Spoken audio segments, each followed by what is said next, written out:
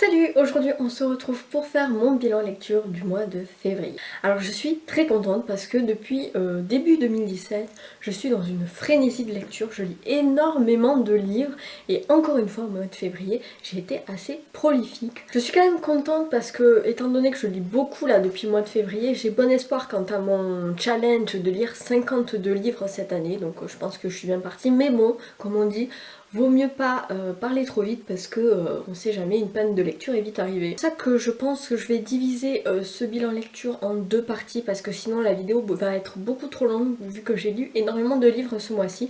Donc vous aurez la première partie maintenant et la seconde un peu plus tard. Début février j'ai lu une BD et oui, une fois n'est pas coutume, je lis pas tellement de BD, je crois qu'en 2016 j'ai dû en lire seulement deux. Et voilà, ce serait peut-être une bonne résolution pour 2017 d'en lire un petit peu plus, mais à ma décharge, je trouve que le prix d'une BD est quand même vachement cher comparé au temps de lecture que c'est. Mais bon, je vais essayer de remédier à ça en 2017. Et donc j'ai lu Les Culottés, le tome 1 de Pénélope Bagieux aux éditions Gallimard bande dessinée. Alors je pense que ce livre, vous l'avez déjà vu passer sur la blogosphère, la booktubosphère. Pénélope Bagieux, c'est une dessinatrice que j'aime beaucoup et que je suivais déjà à l'époque avant qu'elle publie sa première BD, puisque je la suivais sur son blog Ma vie est tout à fait fascinante. Voilà, j'ai lu également la trilogie des Joséphine que j'ai adorée et donc j'avais très envie de lire celui-ci qui m'a été prêté par ma sœur, donc voilà. Why not? On me prête des livres, je suis d'accord. Donc ici on va suivre le portrait, enfin les portraits d'une, je sais pas, quinzaine, vingtaine de femmes qui ont marqué leur époque mais qui n'ont pas tellement marqué la mémoire collective puisque c'est vrai que pour la plupart c'était des inconnus pour moi. Donc on va suivre par exemple la seule impératrice de toute l'histoire de l'empire chinois. On va suivre également la femme à barbe, la première transsexuelle, des princesses guerrières amérindiennes et bien d'autres encore. Alors j'adore évidemment le dessin de Pénélope Bagieux. Pour moi c'est une valeur sûre, hein, Pénélope Bagieux, donc c'était pas tellement une surprise. Hop, je vais vous montrer quelques planches. Voici. Alors ce que j'ai trouvé un petit peu, disons un petit peu bémol, c'est que on a 20 portraits de femmes mais qui s'étalent sur 4 à 6 planches, hein, pour un destin. En fait ça va super vite de résumer la vie d'une femme en 4 ou 5, 6 planches quoi, donc ça va assez vite, on n'a pas vraiment le temps de s'attacher au personnage. Mais finalement c'est hyper addictif, donc on veut savoir la suite, on veut en connaître une autre et une autre et une autre et une autre et ça se lit très très bien. Finalement, une fois que j'ai terminé ma lecture, je me suis rendu compte que j'en avais quand même retiré quelque chose. Et pour moi, voilà, c'est un bon moyen de se cultiver tout en se divertissant. Donc j'ai passé un très bon moment de lecture, je lirai la suite avec grand plaisir. Le tome 2 est sorti fin janvier et d'ailleurs je l'ai offert à ma soeur pour son anniversaire, donc j'espère qu'elle va me le prêter quand elle aura terminé, donc voilà. Je vous le conseille et n'hésitez pas à aller voir le replay de Pénélope Bagieux qui a été invitée à On n'est pas couché. Si je trouve le replay, je vous le mettrai en barre d'infos. Voilà, parce que c'est vraiment une illustratrice que je trouve très douée et très intelligente, donc voilà. Et puis bon, le côté girl power, ça n'enlève rien au truc quoi. J'ai ensuite lu Conte du soleil noir, Crash de Alex Gester aux éditions Au Diable Vauvert. Alors ce livre, il faut pas être déprimé pour le lire. Vraiment pas. Alors ça se passe donc à notre époque.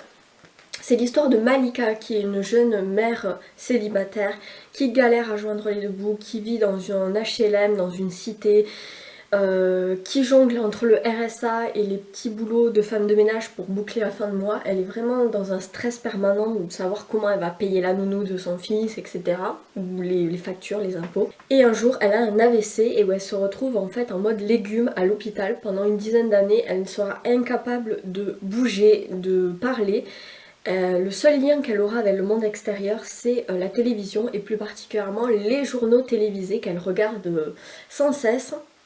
Et on va traverser en fait tout le début du XXIe siècle à travers les grandes catastrophes qui ont eu lieu en commençant par les attentats du 11 septembre 2001, en passant par les attentats de Londres, du métro de Londres, le tsunami et plus récemment les attentats au Bataclan. On a le narrateur qui est en fait un geek un peu du dark web qui en fait à force de regarder en fait les reportages et les vidéos, les photos des journalistes sur ces grands événements qui ont ponctué le début du 21e siècle, on va se rendre compte qu'en fait Malika, on ne sait pas comment, mais se retrouve sur toutes les photos, tous les reportages de ces grands événements aux quatre coins du globe qui ont marqué les 15 dernières années, et alors qu'elle est censée être en mode légume sur son lit d'hôpital, donc c'est un petit peu particulier, donc il y a un petit côté fantastique comme ça.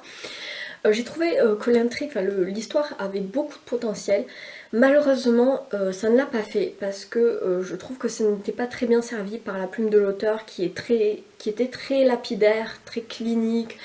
Il soulevait beaucoup de questions mais ne répondait pas tellement en fait, et la fin était beaucoup trop ouverte, donc voilà, moi ça m'a laissé sur ma faim. Je me suis posé beaucoup plus de questions, je n'ai pas eu de réponse, ça m'a un petit peu frustrée, donc voilà, ça n'a pas tellement fait avec moi.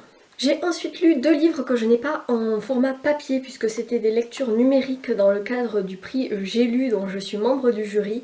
Donc ce mois-ci, enfin du 20 janvier au 20 février, j'ai dû lire 3 romans pour la catégorie roman policier. Donc le premier c'était Les Mortes Eaux que j'ai lu au mois de janvier, et je vous en ai déjà parlé dans mon bilan lecture du mois de janvier, je vous invite à aller voir si vous voulez avoir mon avis. Ensuite j'ai lu Nous rêvions juste de liberté de Henri Lovenbruck, qui va bien sûr être publié chez J'ai lu au mois de mars, d'ailleurs tous sortent au mois de mars, mais qui était initialement publié en grand format chez Flammarion. Alors ce livre, autant vous dire que ça a été un immense coup de cœur intersidéral de toute la galaxie, les gars. Non mais vraiment. Ce livre, il m'a renversé, il m'a bouleversé, il m'a chamboulé, il m'a fait des choses incroyables. Donc pour l'histoire, on suit Hugo, le narrateur, qui est un jeune adolescent de 15-16 ans au début du roman, qui vit dans une petite ville pleine de misère sociale qui s'appelle Providence, et qui porte pas très bien son nom en fait. Et voilà, il vit vraiment un petit peu dans la misère. Il a perdu sa petite sœur lors d'un accident de voiture. Sa mère est complètement dévastée. Son père est alcoolique et le bat. Et lui, il est un peu... il vit dans une roulotte au fond du jardin. Donc voilà, il est vraiment assez délaissé par sa famille. Donc c'est un ado un peu perdu, un petit peu voyou, un petit peu voilà, qui est paumé, et ses parents décident de l'envoyer dans un lycée catholique. Donc là il se dit ça va être la mort quoi. Mais en fait là-bas il va faire une rencontre décisive puisqu'il va rencontrer Freddy et sa bande, Alex et Oscar, et tous les quatre ils vont se lier d'une amitié fraternelle, ça va être comme une seconde famille, une famille de cœur. Voilà, tous les quatre ce sont des laissés pour compte, des écorchés vifs. Et ils vont commencer à faire les casses en coups, faire tourner en bourrique le directeur, les pions, fumer des joints, faire des petits vols comme ça, des petits cambriolages, voler des motos, fabriquer des motos avec des pièces détachées. Et suite à un événement qui va, enfin au tout début du livre, je vais pas trop vous spoiler, mais qui va les marquer, ils vont décider de partir de Providence et de sillonner tout le pays en fait, à bord de leur moto, et ils vont découvrir en chemin l'univers des MC, c'est-à-dire les Motorcycle Club. Donc si vous connaissez la série Sons of Anarchy, vous savez de quoi je parle, hein, les clubs de motards en fait. Et en route, voilà, ils vont découvrir tout ça, ils vont faire des rencontres, de belles rencontres comme des mauvaises aussi, donc c'est plein de violence, c'est plein d'amour aussi fraternel, de solidarité. C'est à la fois de l'innocence juvénile parce qu'on est on est dans la tête en fait de Hugo, qui est un ado qui n'a pas tellement d'éducation, mais qui enfin voilà, l'écriture est très oralisée puisqu'on est vraiment dans la tête de cet ado, et il a des images qui sont tellement enfin des métaphores qui sont bien à lui mais qui sont tellement touchantes. Voilà, ça parle au cœur, ça parle aux tripes. Et voilà, enfin, c'est juste incroyable, et on vit en fait cette aventure. On a aussi cette rage, cette rébellion de l'adolescence, cette quête d'identité. Et on parcourt tous ces kilomètres à moto avec eux, avec ces paysages, avec ces rencontres. Et c'est juste incroyable. Et alors la fin, je vous en parle même pas, ça m'a laissé sur le cul, la fin est extraordinaire. L'écriture est géniale, et puis quand j'ai refermé ce livre, j'avais pas l'impression d'avoir lu un livre, j'avais vraiment l'impression d'avoir vécu une aventure avec eux et d'avoir encore des souvenirs dans la tête. Donc vraiment c'était... Ah, ce livre est incroyable, franchement, il sort au mois de mars en poche, vous n'avez pas d'excuses, il faut absolument le lire, faites-moi confiance, c'est vraiment une pépite, c'est un bijou. Ce livre est vraiment incroyable. Et j'ai même pas l'impression de lui rendre justice en parlant parce que voilà, j'arrive pas à trouver des mots pour vous dire à quel point ce livre est incroyable.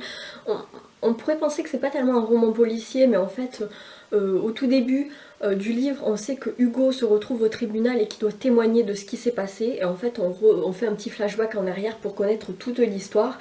Et on sait très bien qu'il y a eu un drame, puisque sinon il se serait pas retrouvé au tribunal. Donc voilà, on a tout ce cheminement, cette histoire qui est incroyable. Et voilà, franchement, lisez-le et vous m'en direz des nouvelles parce que c'est vraiment un bijou. Ensuite, toujours dans le cadre du prix J'ai lu, j'ai donc dû lire Une victime idéale de Val McDermid, donc aux éditions J'ai lu, mais qui a été publié initialement aussi chez Flammarion. Alors là pour le coup c'était le roman le plus policier dans le sens traditionnel du terme de cette sélection, puisqu'on a vraiment une enquête.